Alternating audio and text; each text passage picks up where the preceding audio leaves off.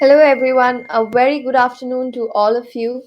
I'm Sakshi, welcoming you all on behalf of Solar Quarter Middle East and First View Group to the day one of UAE Solar Week 2022 conference. I hope you all had a great time networking with your peers today. I take the pleasure to thank our partner, Clenergy, for extending their immense support to organize this event. As we all are aware, renewables have formed an important part in the GCC government's strategies to diversify the domestic energy mix with the region's consumption anticipated to continue growing at a fast pace over the next 2 decades in the UAE. So, what is the potential of large scale utility projects to contribute to that? To discuss this and many other concerns for a secure energy future in the Middle East region and initiate a dialogue about technology trends, we have a proficient panel for the first day of the UAE Solar Week 2022 conference. I would now request my team to play the promotional video for Clenergy.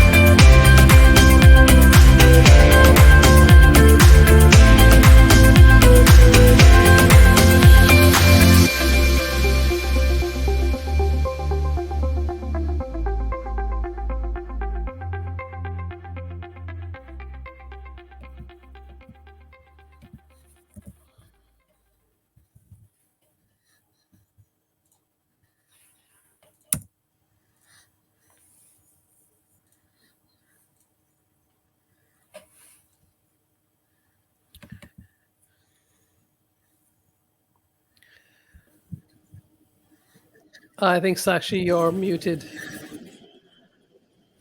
Oh, I'm sorry. So, without any further delay, I would like to invite Mr. Samir Jacob, Global Marketing Manager, Clenergy, for his presentation. Over to you, Mr. Jacob. Thank you, Sakshi, and really appreciate you making the time there for us from Trilogy. Again, my name is Samir Jacob, the Global Marketing Manager with Clenergy, coming to you from Melbourne, Australia. Glad to be presenting here for the UAE Solar Week 2022. So let me just start with, in terms of Clenergy and our mission. As a company, one of our greatest directive is, regardless of the various products that we have within our portfolio, our mission is to enable governments, companies in the public sector, all on seeking their carbon neutrality. Governments, commercial property, enterprises all have their own targets for 2040, 2050 to hit carbon neutrality. So whether we're designing um, solar mounting gear or energy storage products or cable tray systems, all of it is going towards helping a clean energy powered future. In terms of us as a company, we've just celebrated our 15-year anniversary this year. Founded in 2007 in Melbourne, we are publicly listed with manufacturing facilities across Australia, China, and Indonesia. We've done about 15 gigawatts globally. We are the number one brand in Australia and top five in China and over the rest of Asia Pacific. And primarily today, we are within the solar mounting and cable tray management, manufacturing, and distribution business, with now venturing into energy storage products, portable power products as well. In terms of our footprint globally, we are for quite established all across Oceania or APAC plus Australia, New Zealand. Although we have aggressively expanded this year all across Europe and the UAE, along with South Africa and Nigeria, and we are going to be continuing this in the new year in 2023 as well, with more offices across the European and Middle East region.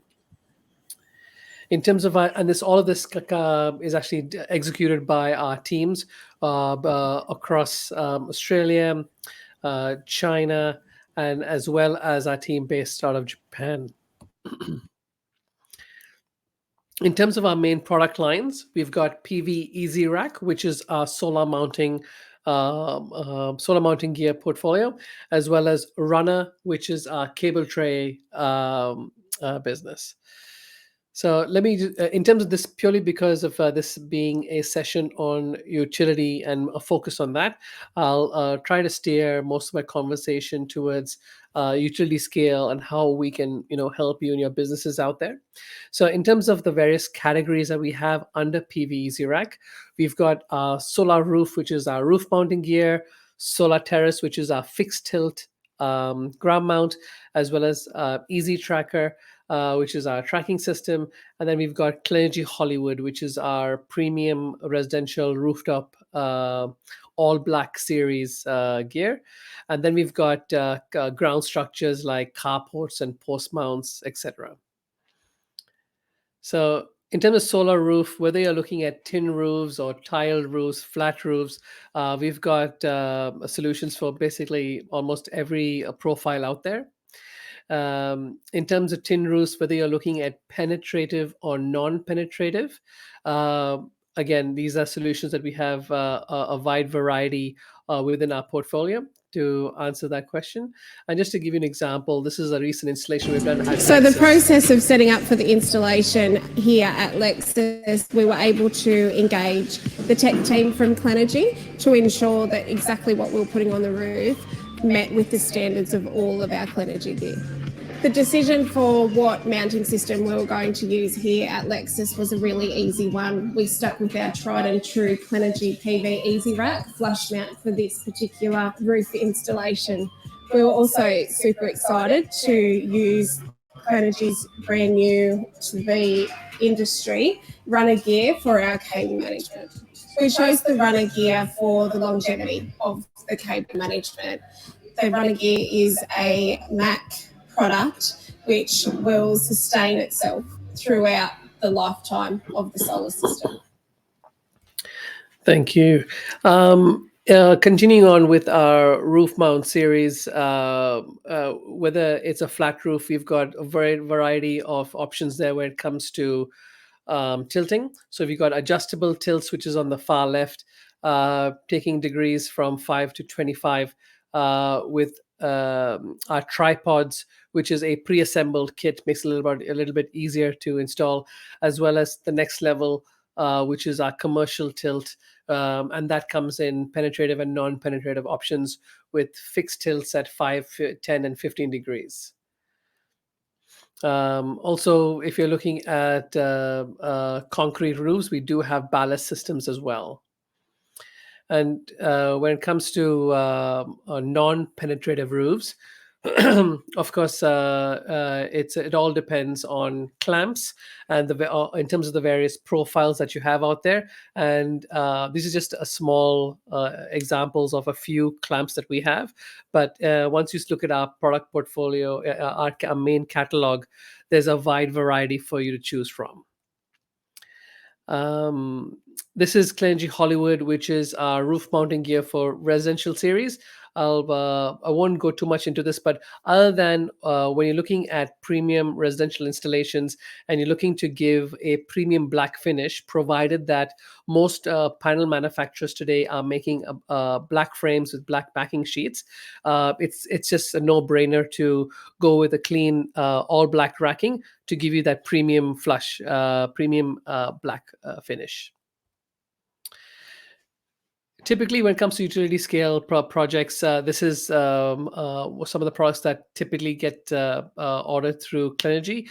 Whether you're looking for a single post from our Solar Terrace series, so Solar Terrace 2, which is single post, Solar Terrace 3, which is dual post, and we've got Solar Terrace 5, which is also dual post but has additional securing structures. So it's more of an engineered product as opposed to with Solar Terrace 2 and Solar Terrace 3, the one on the left and the middle. Both these products are pretty much off the shelf, so fairly easy to order and also to install. When it comes to tracking systems, whether you're looking at a singular panel, two panels in portrait, or if you're looking for slightly more advanced motor systems that look at not only the trajectory or the axis of the sun depending on the time of day, but also keeping track of weather patterns and making sure that the system is there working at the optimum. We've got options for all of that, whether it's D1P, which is displaying one panel in portrait, D2P, which is displaying two panels in portrait, and a D2B Pro, which has the additional AI algorithms within the motor. When it comes to ground structures, and these are all scalable, where, for example, with our Easy Shade 2.0, which is our solar carport, that comes in single or even double bay. It comes in silver and in black, and obviously those are scalable. So we've done carports for 200, 300 bays just with the Easy Shade 2.0. If you're looking for something with a little bit more, polish and elegance, we've got our Easy Shade Razor, which is a singular post on one side, thereby making it easier to get in and out of your vehicles. And then we've got obviously our post mounts, which are used more, I guess, in farming and irrigation, which can house more than from 1 to about 10 panels for water pumps or whatever options you want to use it for. I want to give you an example for utility with our tracker systems. So what you're seeing here is a system installed in Xinjiang, China. It's our dual panel, so D2P with our Pro algorithm, and also with the additional feature of having it tilted to one side. This particular installation was done.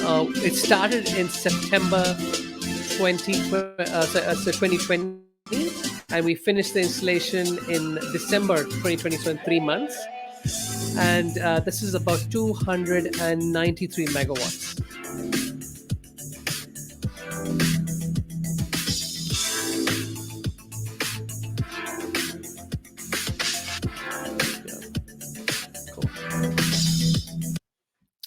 In terms of globally, Clenergy, we have a variety of installations all across the globe. We have a projects team that's based out of Germany, who've just completed the 63 megawatts in Ganzlin. We've also done installations all across the US. As you can see, this 1.2 rooftop solar project. Being a company initiated out of Australia, we look after most of the prime government and private sector large installations, from airports to government buildings to most of the high-rise buildings, because when it comes to the local standards, when it comes to wind regions, etc., we cover all our bases with extreme safety towards civil engineering. Coming over to our runner cable management solutions, now most of you would have seen cable trays. This is not a very new product. However, in terms of one of the key differences that we provide to the industry is, number one, all of our cable trays have a matte finish, so that's an extra solution layer on top of our cable tray, giving it basically a self-healing property. So if there's any scars or swarf issues while installation, these trays will actually heal itself over time. And also, additionally, because we are originally from the solar industry, we've designed our top layer, sorry, our a top layer covers not only to be plain covers, but we also have solar design covers, which actually have the words warning solar DC on embossed onto the metal. Typically, most installers would be putting in stickers or doing spray paint with the word solar DC or warning labels. We've just directly embossed it on there. We also have a skinnier cable tray for smaller thickness cables, if you chose to use, which fits along with our cable tray system. And obviously, all of our cable tray parts fit really well with all of our solar mounting rails as well. This is just to give you an example of how the trays look. Okay, basically, you've got all the usual suspects in terms of being able to go from a high to a lower profile. And it comes in, at the moment, we've just got two sizes, the 150 millimeters and 300 millimeters. In terms of Clenergy as a company, we champion environmental social governance for the last 15 years. As a company, for the last 12, we've been donating to the It's Time Foundation, which is a group that install ground mount solar systems all across the Pacific Islands for remote schools to provide them with 24/7 power. And I'm very proud to say that we've actually finished our 25th school this year. Additionally, we always want to give back to students and universities as well. And for example, with Monash University, they have an EV program with their Formula One series. And we donate to that engineering department because we're all about the transformation, electrification of transportation, which is also part of our new ventures within energy storage. In terms of our online presence, we've got podcasts and panel discussions, testimonials, a lot of content on our video gallery. So I invite you all to go and have a look at that, whether on clenergy.com or clenergy.com.au. In terms of our differences, we really push towards education and training in terms of our products, constantly always looking to collaborate and co-brand with other manufacturers, whether it be panel manufacturers or module level inverter companies or other inverter companies as well. If you are looking for our products, just jump onto clenergy.com, click on the distributors icon on the second menu, and then you can click on the filter where you research for Middle East, and you'll find Power and Sun Training Equipments, who is our partner there in Dubai. So if you're looking for our products, I encourage you to reach out to them. If you are looking to stay in touch with everything that we're doing, we do have a newsletter that comes out every 3 to 4 weeks. And so you can have a look at that. As well as if you want to keep in touch with us directly, I invite you to go to clenergy.com or email us at sales@clenergy.com. And we have our various social channels where you can keep a pulse on everything that we're doing. I would recommend, if you like, we have a Facebook learning group, which is basically really for installers, engineers, basically to ask technical questions. And so we've curated an audience of over 500 installers across the world who are there ready to answer any kind of questions you have. And these are all basically fans of Clenergy and our Easy Rack product and all of our other products as well. So if you put a question there, put up a picture of a roof profile that you're not too sure what to latch on, you ask the question, and within minutes you'll get an answer. Cool. That's it from myself. Again, my name is Samir Jacob with Clenergy. Thank you for your time, and do submit your questions in the Q&A box. Thank you. Back to you, Sakshi. Thank you so much for that insightful presentation. Here, I would like to make a small announcement. The attendees can post their questions in the Q&A box, and our panelists will answer those questions at the end of the panel discussion. Now, without any further ado, allow me to introduce the proficient panel lineup that we have for today. Mr. Samir from Carbon, who is a carbon markets national expert. Mr. Samir Jacob, the global marketing manager from Clenergy. Mr. Ignacio from Amia Power, and Mr. Ayman from Wahad Solar. The session will be led by Mr. Samir. And now I welcome all our panelists on the screen and hand it over to you, Mr. Samir. Thank you very much, Sakshi, for this fantastic introduction and coordination. And big thanks to our platinum partner, Clean Energy, and the heroes behind the scenes at Solar Quarter. Today, we're very happy to be with our dear friend from Clean Energy, Mr. Samir. um, I like to start with you because you are the platinum partner. Mr. Samir has been in the renewable industry for the past 12 years, primarily focused on manufacturers and their brand strategy, communication, and social media. He's been working in the supply chain from modules to inverters to batteries and now mounting structures. He has marketed them all. So he's a brilliant marketing manager.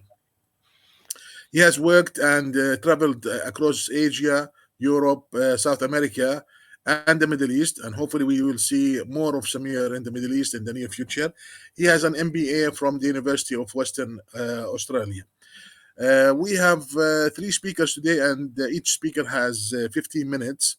And the first question to Samir is going to be what are the type of substructure utilized in the utility projects? Samir, are you ready Yes. to Yeah, I'm right engage here. again? Yes, Thank go you. ahead. Always ready, Sabir. Thank you for the time again. Most of the audience here who are from the industry would know that the typical within the utility scale is either fixed or tracker systems as the typical go-to. So the question is more towards how much land area do I have, and do I have a smaller area so I go for trackers, or do I have a larger space I can go for fixed tilt. Depending on what is my soil conditions, what is my wind region, then the questions are about what is how much additional stability do I need with my fixed tilt system, for example. So is it a single post, dual post? Is it two rails? Is it three rails? How much more clamp spacing do I need depending on how strong the wind structures are? So these are all elements that we look at, because when you look at solar panels, inverters, batteries, charging stations, all of this, these are all electrical products, right? And so with our world, it's all about the civil engineering and the structural engineering of systems. So what we look at is terrain categories. We look that is basically what are the surrounding structures around your said site that could be affecting the wind. And then of course, looking at what is the actual wind region, how strong are the winds in that particular site, and then potentially your soil conditions. Do I need concrete slabs? Do I put ground screws? These are all questions that you will ask the civil engineers who would be part of your project. But typically this is what it is. What we're actually seeing in a few more places is also if it's a more of an urban setting and you want to set up a few megawatts, we are also seeing very large scale carports with 300, 400 bays, which you can actually go up to a megawatt size. So that's another option there for you. But yeah, if you're looking at double and triple digit megawatts, we're talking fixed tilt or tracker systems. Hopefully that Okay. answers your question. Yes. The utility scale projects are growing and they will increase in growth in the next few years with the development of the hydrogen sector. And I will come back to with some more questions. But for my second question is about how are we ensuring the quality of the structures? Are there specific standards? Do we go for dual certification? Can you tell us a little bit about that? Yes, of course. So typically, with most countries, you obviously have building codes, and as a structural and civil engineering side of things, our first go-to is to adhere to all of the building codes set by said country. That's number one. Number two is, depending on the soil conditions, depending on the terrain, what kind of depending on the the EPC, or the installation company that's been tasked with this project, and what their tender is for. Do they want aluminium? Do you want steel? With whatever product, with whatever core product, what is the additional coating you want? Maybe you want a mac finish, which is the magnesium zinc alloy. If you are going for maybe slightly something more cost effective with steel, for example. So for us, it's researching all of these elements to um, basically get you the right system that you're looking for. And at the end of the day, it's all about research and working with the right civil engineers. I hope that answers your Okay. question. Yeah, true. But can you tell us a little bit more about the certification for quality? Uh, in the US, there is the UL certification, and in the Europeans, mainly Germany, are using the TUV. How about, what are you using in Australia? What are you implementing throughout the world? Over to you, Samir. Yeah, thank you. So we basically have the TUV and all the standard UL certifications. So that is that is a standard with that we follow with with like most other mounting manufacturers. But what we additionally do, for example, in Australia, is we have working groups directly with what we call as Standards Australia, which is to do with the building codes, and with them we are actually working on improving the building standards, Hmm. improving because, for example, I'm not too sure about how other countries have been going for the last decade, but for example, Australia and New Zealand have been facing a lot of heavy weather conditions, whether it's bushfires or storms or hurricanes and things like this. And so, because of climate change, the building codes this year have basically have been increased. So what that actually means for a lot of utility and commercial rooftop solar systems across Australia, that will be implemented about I think 3 months time. Things are going to get safer. But what that means is actually uh, systems on a rooftop, especially, could become smaller. Basically, they're trying to make the systems go less and less closer to the edge of basically commercial roofs. So things are definitely going to become safer in time. And we are working with those standards committees to basically give them our experience and perspective on how solar mounting and how the solar mounting world functions, and together working with them. I want to also follow up, if you allow me, on this quality issue.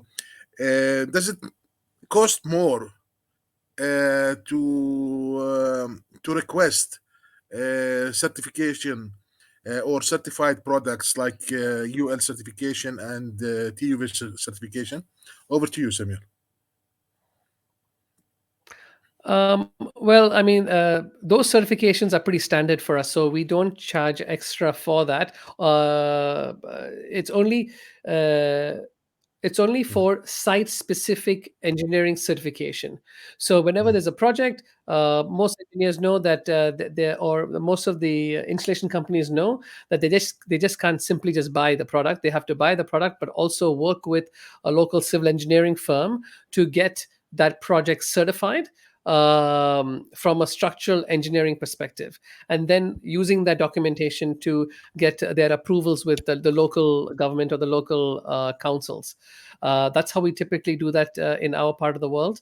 And so we actually have an in-house engineering team who actually is like a side service.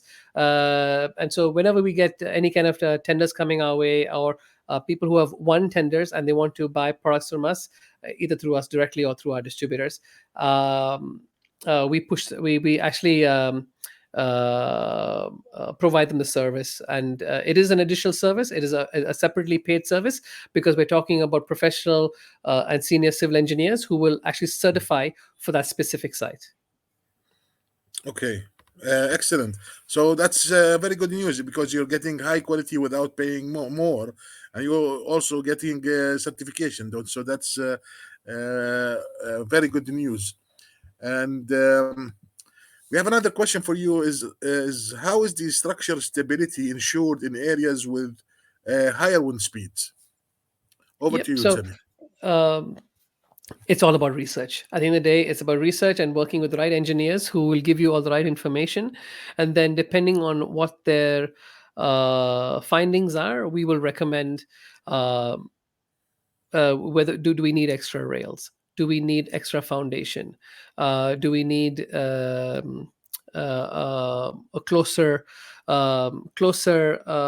clamping zones. And of course, here we are not only working by ourselves but also working with the panel manufacturer, because the panel manufacturer will have their own guidelines on the panel spacing. So this is where we have to come to agreement with the panel manufacturer to meet the requirements of that specific site. And then I guess one of the other conversation comes about when you talk about stability, it's about the foundation. And then the conversation goes around whether do we do concrete, because you know that can be a very expensive conversation sometimes, depending on how strong the wind is or how loose the soil is, etc.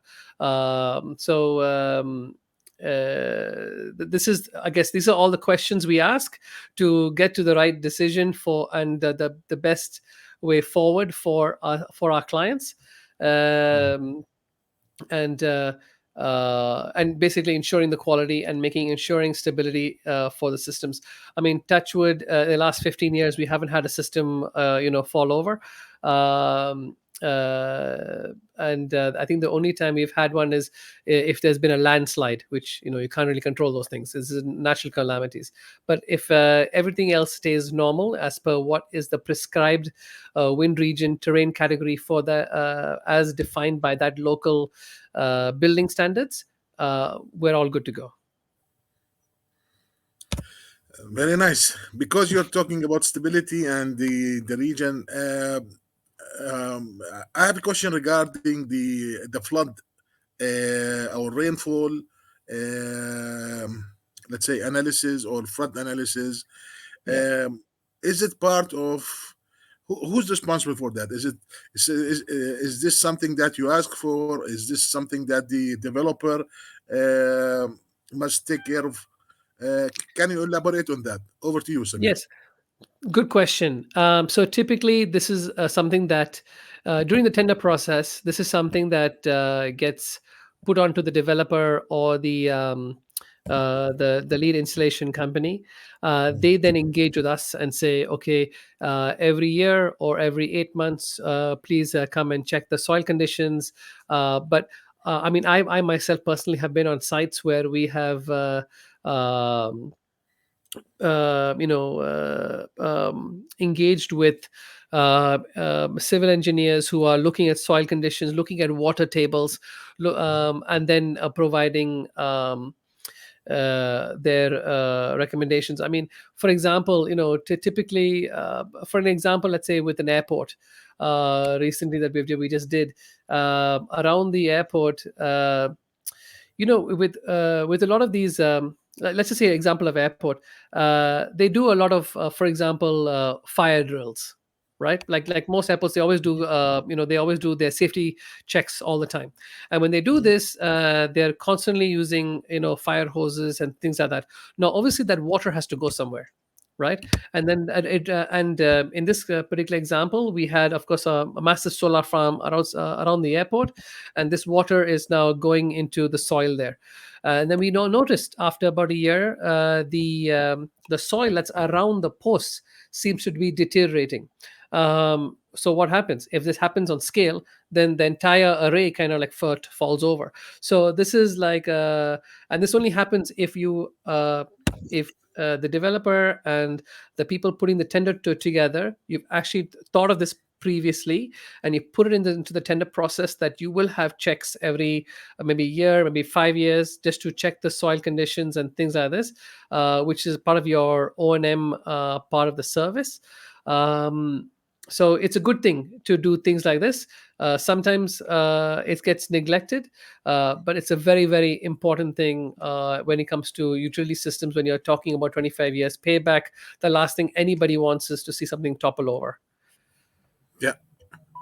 Okay, Samir, thank you very much for your brilliant answers, and I'm sure that we will get back to you with the questions from the audience and ask for your advice again. Thank you again, Thank you, Mrs. Samir. Amir. Appreciate your time. Pleasure.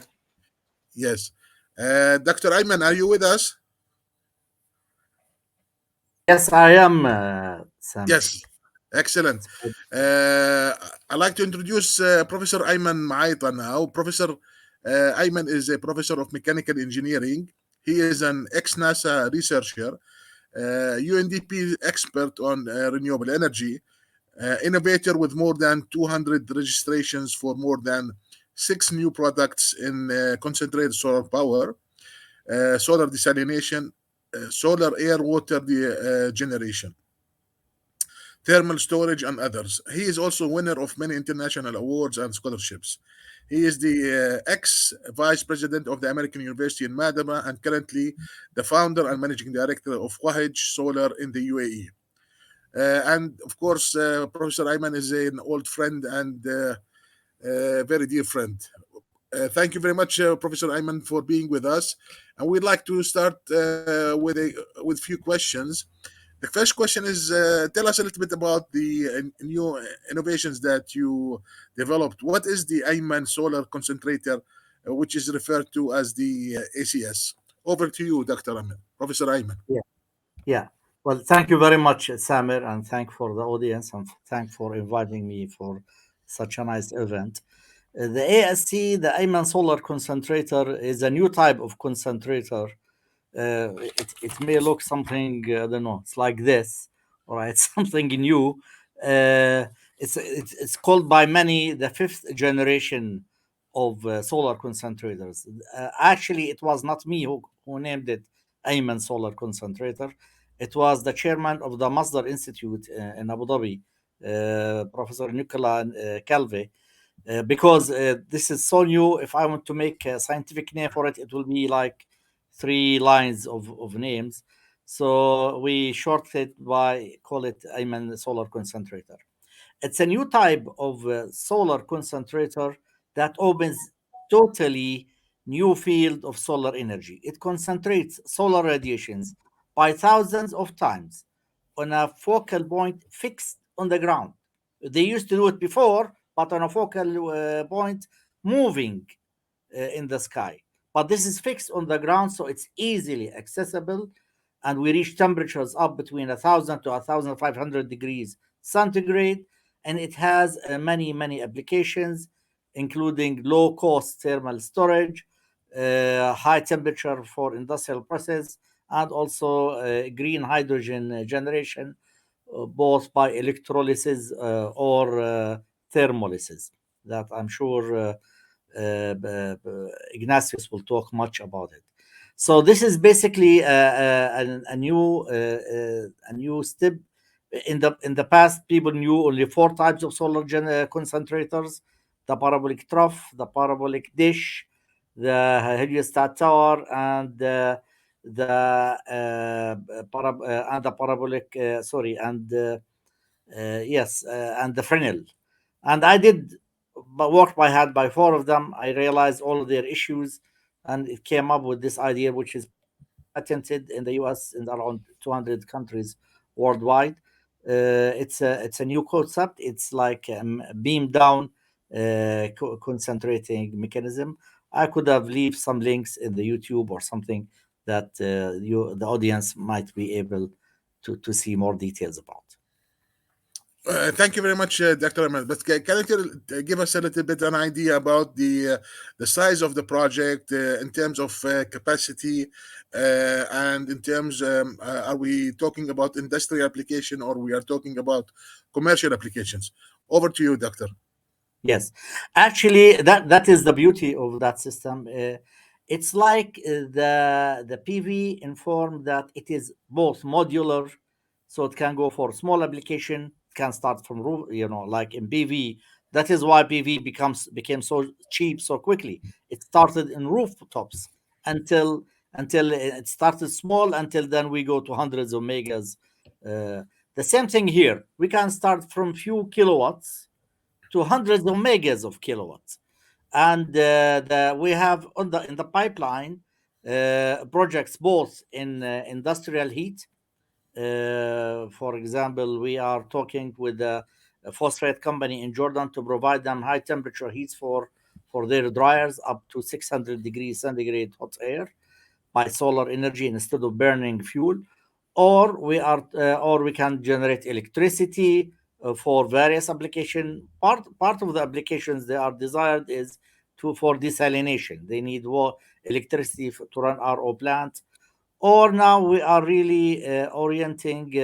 There is a great demand to use that system for hydrogen production, both electrolysis and thermolysis. The main advantage is that we can store our, because our heat is so easily accessible, we can store it in the cheapest way possible. We can store it in rocks, in basalt rocks, or up to temperatures up to 600, 700 degrees centigrade. If we Mhm. need higher, we just use materials like ceramics or alumini or something like that. The heat transfer fluid from our receiver, high temperature receiver, to the storage system is basically air. We heat air and we transfer that heat by passing air through a packed bed, which is basically a container filled with these gravels, whether they are rocks, whether they are ceramic bowls or something like that. And then we heat them up. Whenever we want to retrieve the heat back, we blow the air from bottom to top. We heat the air, the cold air, we heat it, and then once we have hot air, we can pass it through steam generator, or we can pass it through anything we want. So this is as Bill Gates once said, to do something cheap, do it dirt cheap. So we are using dirt, in fact, to do our storage.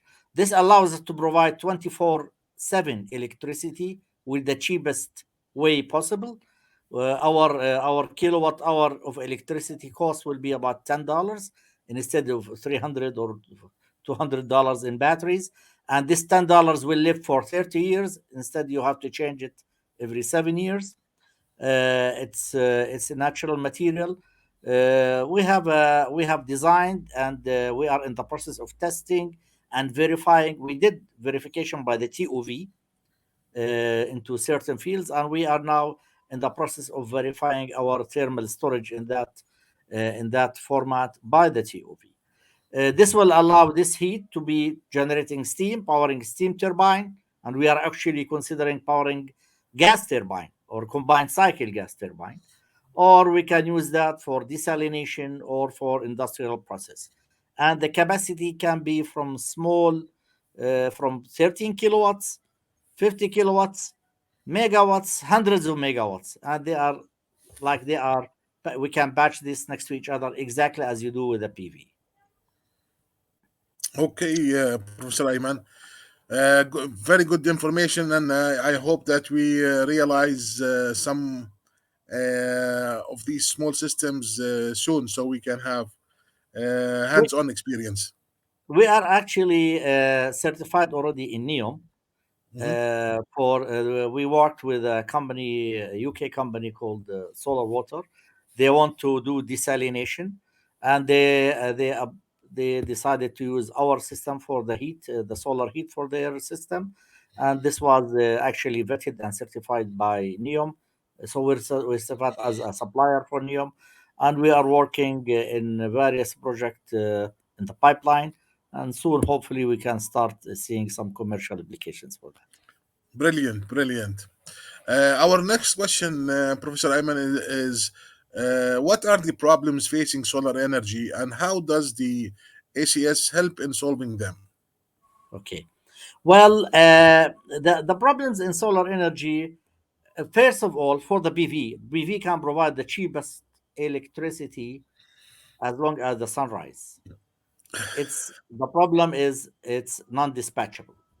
to store it, the only way to do it right now is batteries. Of course, you can use other things; they are in the pipelines, but usually they're talking about batteries. Batteries not only they are expensive, also it's not cannot work long term for utility scale. For utility scale, up to 4 hours, and you have to change it every 7 years. The concentrated solar power in general, they can do long term storage. However, the existing technologies they are non-modular.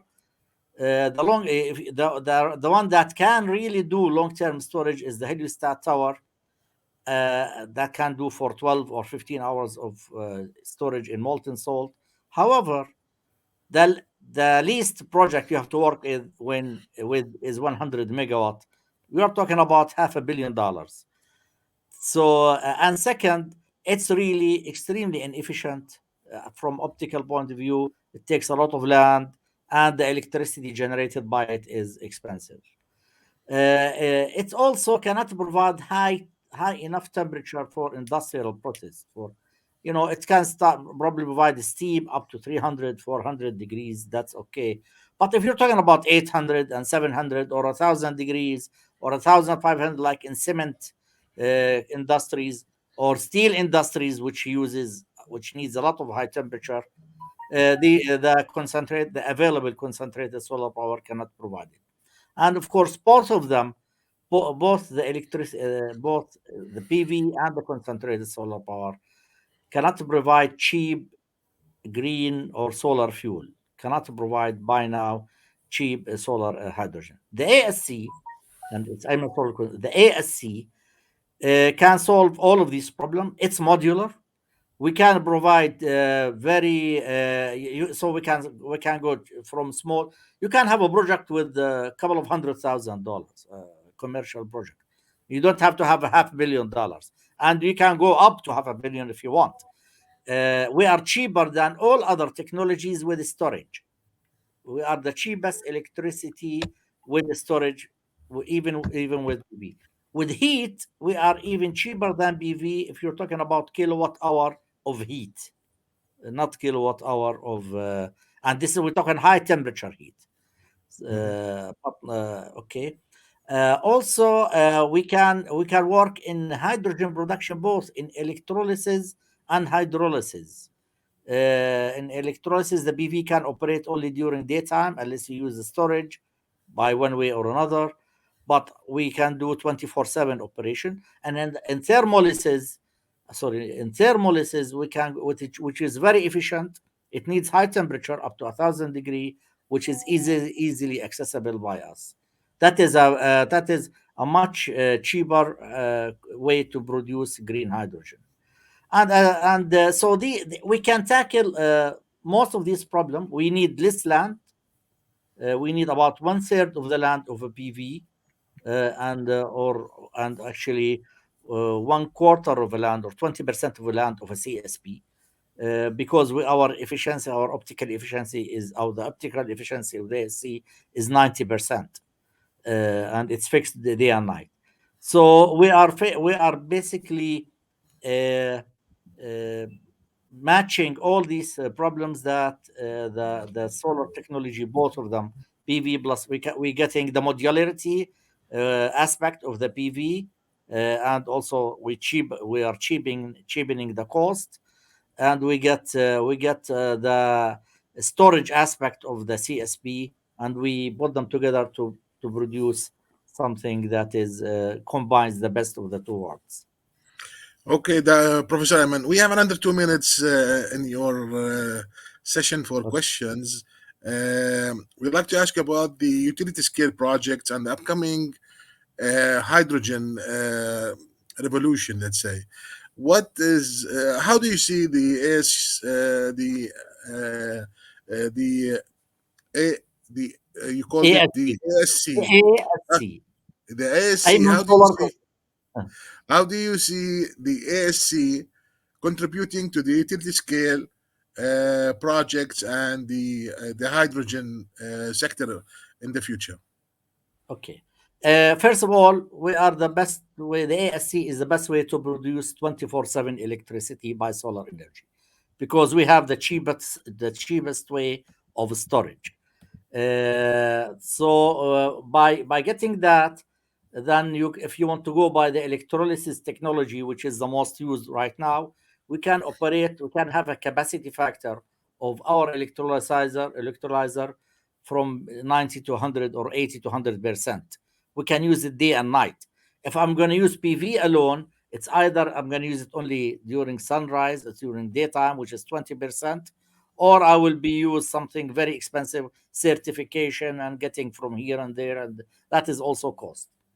On the other hand, our heat is high enough to power a technology the technology is mature, but usually they generate the heat by burning fuel, which is around 1,000 degrees, 700 to 1,000 degree, in thermolysis, in which you split water into oxygen and hydrogen by heat, not by electricity, with the existence of some catalyst. This thermolysis is much more efficient from solar to outcome, because actually solar to heat is more efficient than solar to electricity. And it's also in general can be produced 24/7, and it's costly, it's less costly. They are talking about less than a dollar and a half per kilogram of hydrogen, and each kilogram of hydrogen is a gallon of gasoline equivalent, as far as heat. So this is what I can answer in 2 minutes. Brilliant. Thank you, Professor Ayman. I'm Yes. sure that we will come back to you with the audience Q&A. Mr. Ignacio, are you with us? Yes, I'm here. Good afternoon, Mr. Good Samar. afternoon. Very happy to have with us the Project Development Manager for AMEA Power. Mr. Ignacio started several leads of green hydrogen opportunities with a cumulative capacity of 3 gigawatts, and managed the development process, the MOUs with the government, the feasibility study, concession agreements, etc. He also identified and monetized the carbon credits opportunities around the renewable energy projects of the company, and realized new opportunities and unlocked the revenue stream. So we're very happy that you are with us, uh, Ignacio. And Thank you very much for. yes, can you tell us a little bit about the development of renewable energy utility scale portfolio for your company? How do you see the contribution of your company in the future, and the especially the hydrogen market? Okay, thank you very much. So, I think the development of renewable energy projects in the over the next few years and decades is going to see a transition, because what we have seen over the last decade is how the renewable energy projects, solar and wind, are tapping into the electricity system, into the traditional power system. But this sector, it has a limit. It's very difficult to operate a electricity system only with renewables. Only in a very few places this is possible, and it requires a lot of backup power, spinning reserve, reactive power compensation, and so on. So going beyond 20, 30, or 40%, it becomes very difficult, and most important, it becomes very expensive. So that's why the growth that we have seen in the last decade is going to transition from tapping into the electricity sector to tap into the primary energy, into other forms where the electricity will be transformed into molecules, which is what will allow to store it and to manage it in a different way. And here is where we see a massive growth in the market, because in the same time as renewable energy has its limitation, when we transform this renewable energy into green molecules, the the frontiers are almost inexistent. We could be talking only on the MENA region of over 200 gigawatts of solar and wind energy, which is much more. It's a few times the current installed capacity. So that's why we think tapping into the primary energy, it will allow to unlock a vast amount of gigawatts on the sector. Definitely. Yes, I understand what you're saying and moving towards the primary energy, but also that we're seeing a big transition into electromobility. So the let's say the electricity sector is going to grow, and I would say maybe in the next 10 years or 15 years we will witness a doubling of the size of the electricity sector, just because uh, the electromobility has moved towards electrification. So because the transportation sector has Mhm. been is going to electrify, but I like to focus on utility scale project because Mhm. most of the project in the GCC are going to be utility scale projects, and because utility scale projects are providing, let's say, lower levelized cost of energy. So, can you tell us a little bit about the development process? Because you're an expert in the development process. What kind of problems you are facing in land acquisition, environmental impact assessment, if these are problems, regulations, price escalation, and what is the way forward? Over to you. Yeah, thank you very much. Okay, that's a few important points. Look, land is gonna be a key issue in the region. So we have seen over the last year or two how getting access to the best plots of land are being very difficult in the region.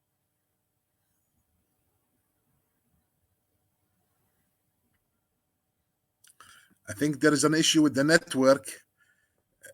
Yes. And so on.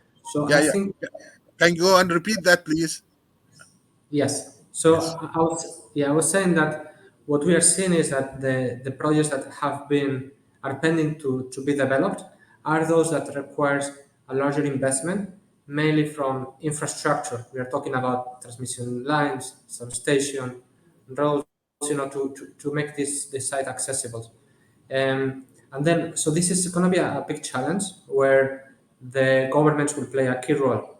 So, for example, in Egypt, we are seeing how the government is talking about developing a green corridor that will cross the country from north to south, and it's going to be a new set of infrastructure of high voltage transmission line and substations that will only connect renewable power plants. So this is one important development, and I think we will be seeing this sort of developments in other countries.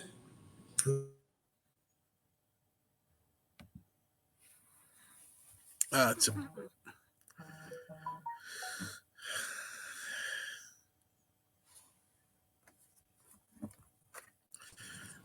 we apologize for this network problems, but yeah, go ahead, Ignacio. Yes, and then secondly, with the procurement of land, what we are seeing is that in some cases the governments are doing some support in make these lands available. Like for example, in Oman, there is right now a tender that is going to be faced next year, where it's going to be a tender for access to land.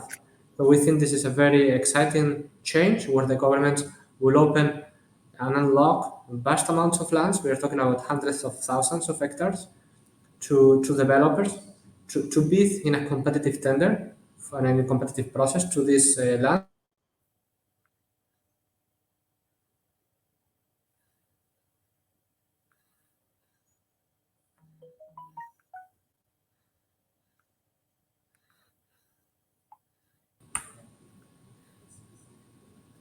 It's okay, Ignacio. Go ahead. Yes, so and I think that this example of Oman, where there will be a new tender for access to land, where all developers will be able to compete for new plots of land, is going to be also a huge change, and it's going to allow to unlock new projects and allow developers to access the market in a more competitive and transparent manner. Brilliant. So uh, you are with the idea of the government dedicating a special piece of land and developing it and offering it for developers in the future.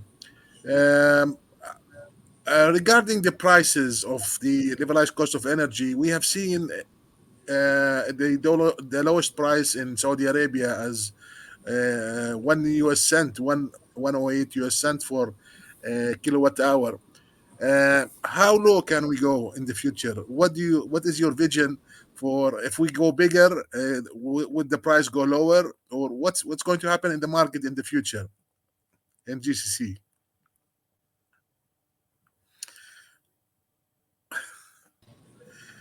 Yeah, so in terms of levelized cost of electricity, so I think we will keep seeing improvements on the LCOE. But in terms of, for example, the solar, I do believe that there is no much margin to improve.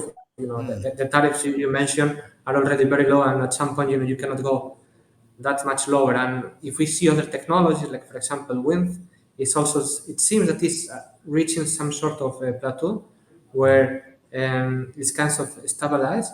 So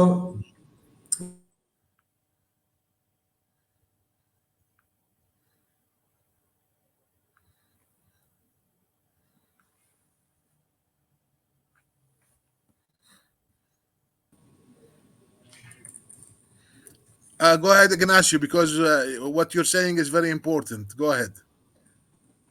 yeah. So what I was saying is that when we see about solar prices is that there is not much room to keep improving. We are seeing already a very competitive tariffs like the ones you mentioned of 1 cent in Saudi Arabia, and we think this sort of tariffs will be the plateau that Mm. it will stabilize in the future, and we will see improvements more in technology, but not so much into the tariffs. And in technology, I mean, for example, being able to store energy. And I think future projects in the next coming years will go towards more efficient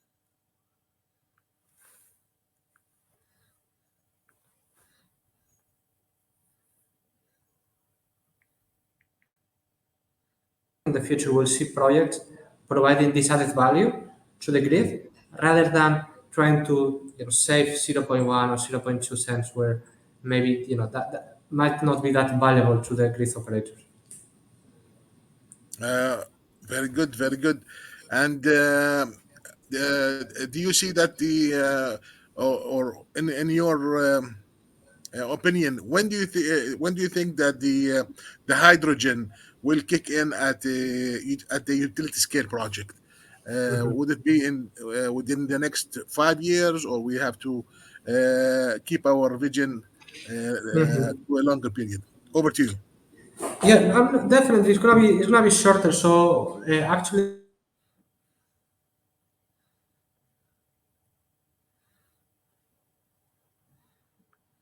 the projects that we are seeing is much shorter.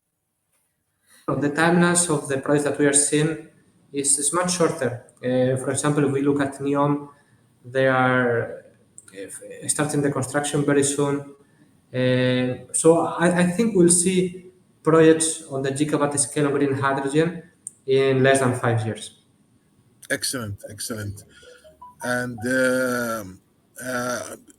do you how do you see the GCC in the next let's say 10 to 20 years developing the renewable energy projects to reach the targets that they talked about in the COPs 26 and 27, and next year we have the COP 28 in the UAE. So do you think that we will see a big development of renewable energy projects in the GCC?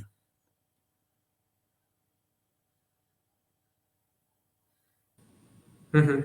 Yeah, so I think all the countries in the Middle East are in a unique situation to be able to meet this criteria and even go beyond to the point where they can export renewable power in the form of molecules.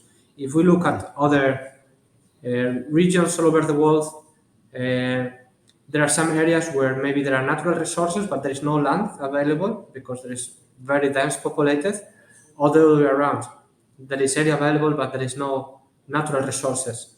Here in this region, we are blessed with very good solar, but also wind, but particularly solar energy, which is among the best in the world, and plenty of land to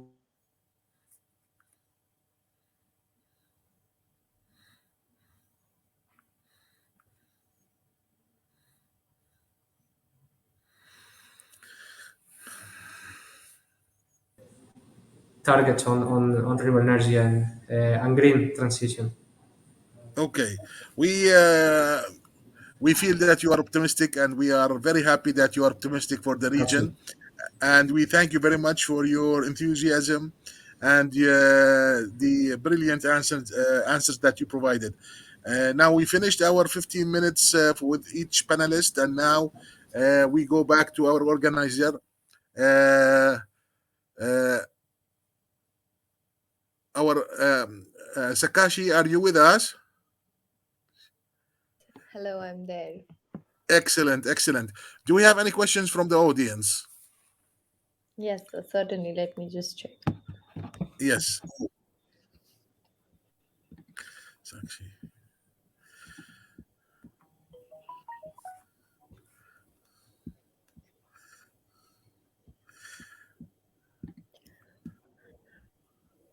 Well, thank you very much to all our esteemed panelists for this wonderful session. And a very special thanks to you, Mr. Samir, for superbly managing the session. We will now be screening some question and answers from the audience for the panel.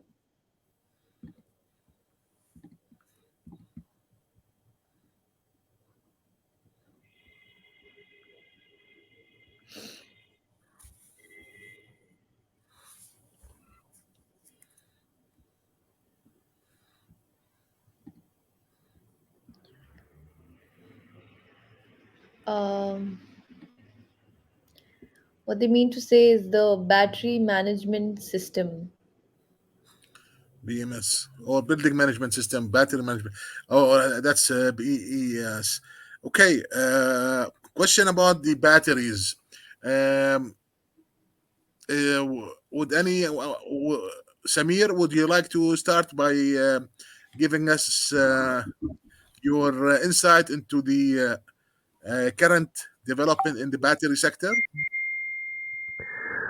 I'd be more comfortable for somebody else to take this question only because I can give my perspective more on the residential side when it comes to Yeah, batteries or recreational use. But okay, from a utility perspective, maybe somebody else could take that question. definitely.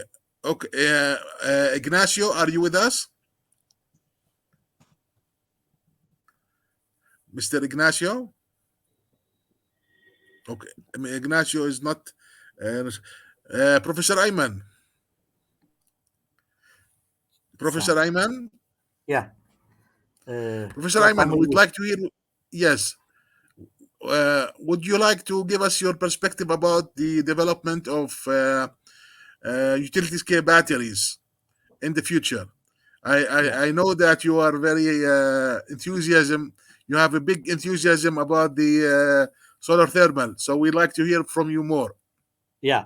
Well, actually, the way I want to solar thermal because I've seen that the utility scale batteries are not developing as fast or in a sustainable way as it should be.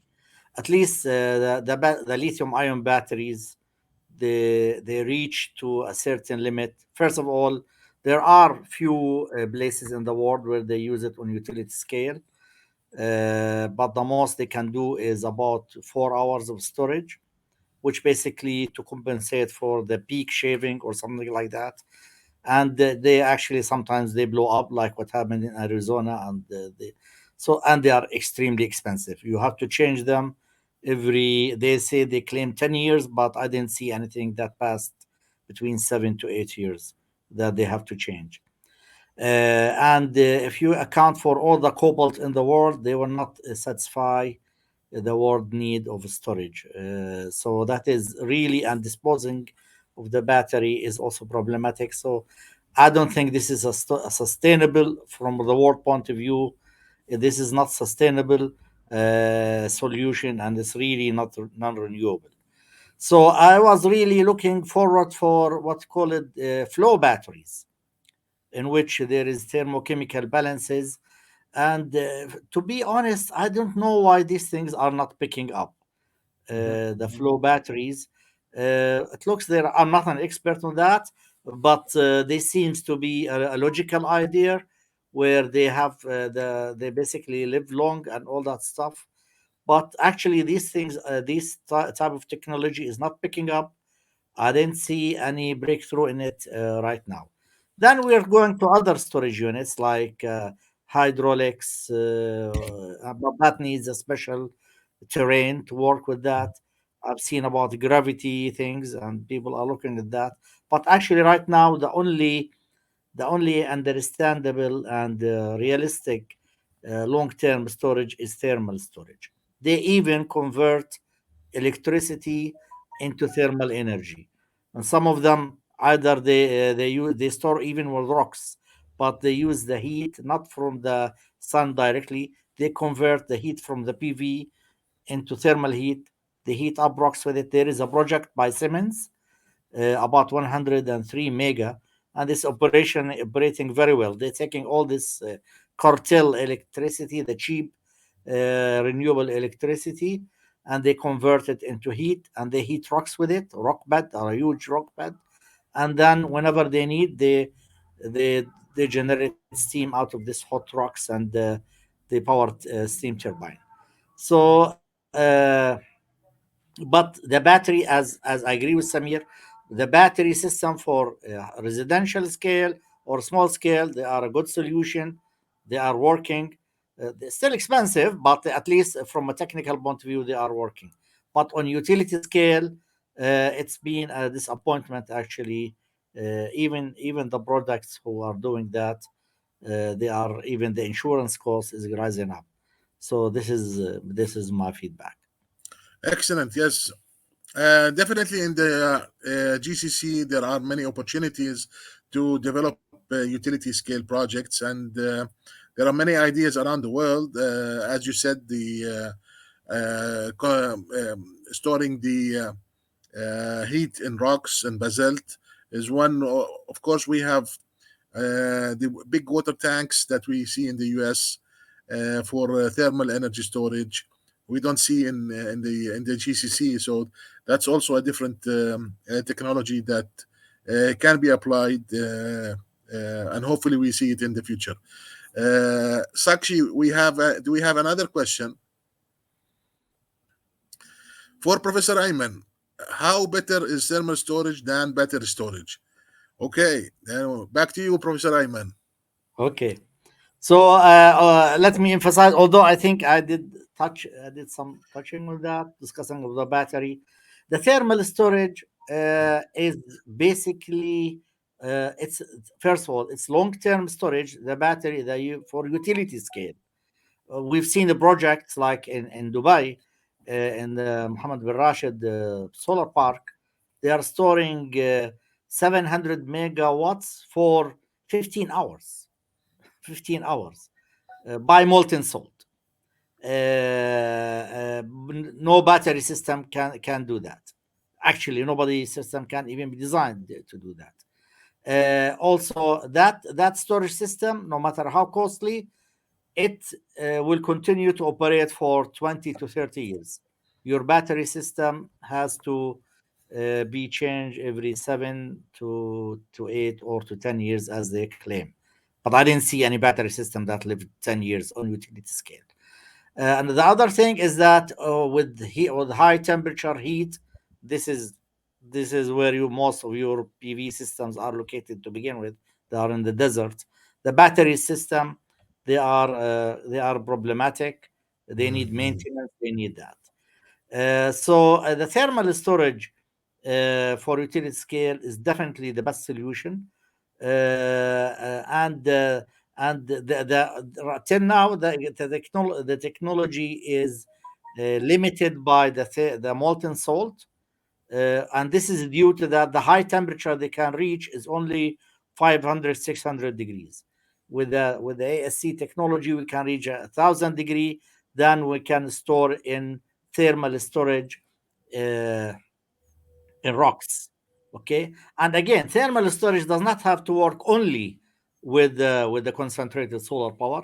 The thermal storage can use the electricity, convert it to heat, and heat it back. And there are many systems in the world, and some of them are successful. They are building in that technology. Of course, it's not feasible except when your solar or renewable electricity is cartelled. Is basically, this is when it's not, if you're gonna use it, then you better as well use it. But if you have excess of it, then instead of cartelling it, or then you can store it with this one. While in thermal storage it's originally heat, so you cut off the efficiency and the cost of equipment into that. So I hope that I did answer his question. Brilliant as always, Dr. Professor Ayman. Thank you very much. Sakshi, back to you, and thank you very much for the fantastic opportunity to be with you today, and for the great coordination. Over to you. Thank you so much, audience and panelists. And so, with this, we have come to the end of our virtual event.